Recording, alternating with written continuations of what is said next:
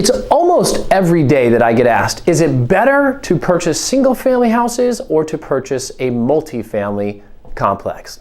Well, in today's video, that's exactly what we're going to get into and what we're going to share about our expert thoughts on the subject. So let's go ahead and get started on today's video.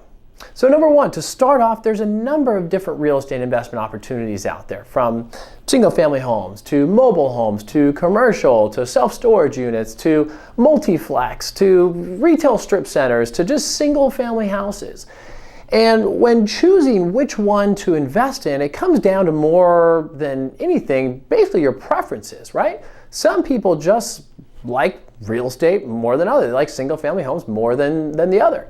For me, I love single-family houses, and our entire company loves single-family houses because it's a simple process that we've been able to master. And we know how to find the properties, we know how to renovate these properties, we know how to manage these properties, we know how to put tenants in these properties, we know how to handle the entire process. And when it comes down to having a system that just works, that is the most important thing in our opinion.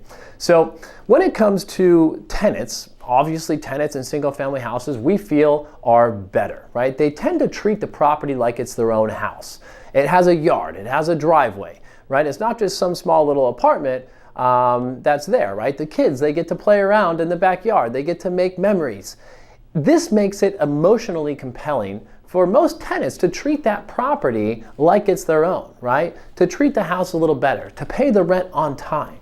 Because people in these single-family houses tend to stay longer, and the lease terms are typically longer than you would experience or find in a multifamily type of property, right? Many people that are living in multifamily are really just kind of there for 6 months or a year. It's a transitional type of property in most cases, whereas people in a home and in a rental home consider it their home, right? They're considering it their home where they can, again, make memories and have their kids be there.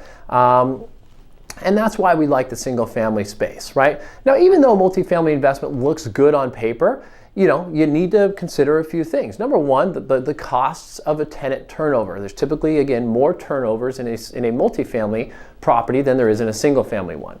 There's standard, basically, or the standard, I guess, rule of thumb is the larger the square footage on the house, the longer the tenant stays, right?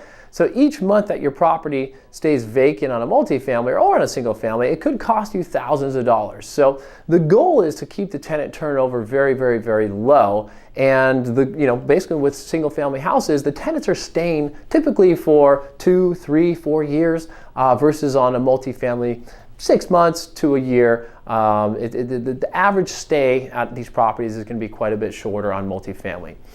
The other thing people don't consider with multi-units is what happens when 2 or 3 of your units become vacant on your property, right? The cost of that compounds 2 to 3 times, and you need that amount saved for a rainy day. So that can become really expensive and really eat into your profits.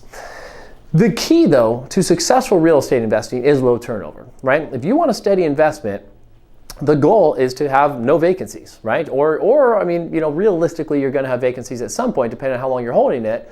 But it's if you do have a vacancy, having a system in place where you can go in, turn the property, clean it up, paint if it needs paint, or clean the carpets if the carpets need to be cleaned, so that in 2 to 3 weeks that property is rented again, and you're not losing months of potential income.